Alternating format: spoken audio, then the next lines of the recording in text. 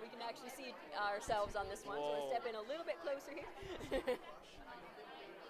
we go. Great intro. Good to start. Alex Garfin from Superman and Lois here on Studio Chat. Yeah, How you doing today? How you doing?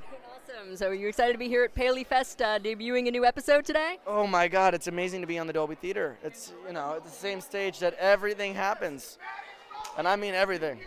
That's true, as recent events show. Oh man. So, I mean, first of all, congratulations on the renewal for Season 3. That's exciting to know there's plenty more Superman Lois to come. How are you feeling about that? Oh man, it was great to hear the news. I mean, it was expected, but it's also good to hear the confirmation yourself, And, of course, we're not quite done with Season 2 yet, because that's what we're here for today. We're going to be debuting this new episode. So give me your, obviously you can't give spoilers yet, because the public is not seeing it yet, but what are your thoughts on what we're going to be seeing today? Hold on to your seats. Things are about to get bizarre. I mean, the second half of this season knocks down all these dominoes we set out in the first.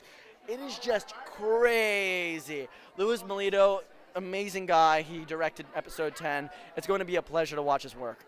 Awesome. Now, your character of Jordan is unique to Superman and Lois, never been in the Superman franchise or history at all. So that must have been interesting for you to really develop this original character. Yeah, it's daunting adding a new person that's so central to the plot in a 90-year-long canon. I bet. Right? I was intimidated at first, and then I realized it was actually a gift. I got to bring myself to this role. I got to kind of craft him as his own person outside of all the stuff that's already been established, and kind of drop him in and see how it works. And that's been a real honor. In what ways do you feel like you relate to Jordan? And also on the flip side, which ways do you feel like you're totally different, nothing like him at all? I think internally we're very similar. I think a lot of times he tries to do his best to be there for other people, and then sometimes he fails, like every other human being. He's someone who very much likes these intimate relationships and very much can't maintain them. But on the flip side, his interactions with others are very different. He's very introverted, I'm very extroverted. And it's been fun kind of playing the flip side and discovering that part of myself as well. Yeah. What have been some of your favorite moments of the show so far? Things that have just really stuck with you? Man, I have to say episode 8 fighting was absolutely insane. So I did not know how to fight when I walked into Superman and Lois. I found out that my character was headed that way midway through last year, so I went up to our head of stunts and I was like, hey, can you teach me how to use the gym equipment? I didn't know anything. I was the kid getting beaten up. I was not the kid beating others up. You know what I mean? I went to New York City Public. Hey! All right, let's do this. Either way, over the course of this year and a half, I've gotten to really work on it. I got to work with Kirk Jakes, who's one of the best in the business, and by the time we got to episode 8, and it was like that first big fighting moment, they were going to use the doubles, and I said, I think I can do this. And Rob Hader, head of stunts, agreed, and they said, okay, put him in.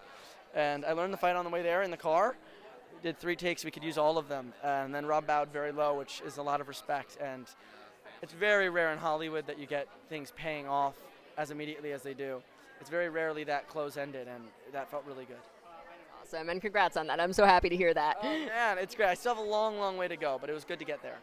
You're not only fighting, but you're also flying these days. That's a new development, so talk about that. Yeah, well, how crazy would that be if I just started floating above this? Just across the whole red carpet, go up to the second floor over there? I would kind of want to fly like the little Green Lantern, kind of just like standing around. I feel like, you know what I mean? Just super casual. Yeah, like real casual. I mean, like, in the end of the day, he seems to be like infinitely strong. I'd be like checking my watch while going this way. Sorry, what if I just took off flying and then it went horizontal? Honestly, anything could happen when the Bizarro world comes into play. When Bizarro world comes. When Bizarro world comes. Yes. Anything can happen. Awesome. So if you could have any one superpower in real life, would flying be it? You know, I was saying before, I think it's super smell. I think it might be super smell. Think about it. Think of all my contributions I can make to science. I could sniff the atmosphere of Venus and discover if there was ever life. You know what I mean? 75% carbon dioxide. Yes! We knew it! We knew it! Honestly, you'd put a lot of people out of jobs at that point. It'd be all you. Right? Elon and me, just together, sweating it out at the Tesla factory. It's So, obviously, like I said, we're not quite done with Season 2 yet, and Season 3 is still far on the horizon. But what are some things you personally feel like you want to see happen with your character? I want to see him go through the trials and tribulations of young adulthood and maturing. He has this added pressure of the powers and discovering who that person is as well. So it's going to be interesting to see that bridge kind of form between whatever super he becomes and Jordan Kent as a person. And really getting to develop that is going to be great. A lot of stuff to look forward to. So thank you so much for your time today. Thank you for having me. This was absolutely great. New York, let's go. Let's go. All right, thank you again. Thank you.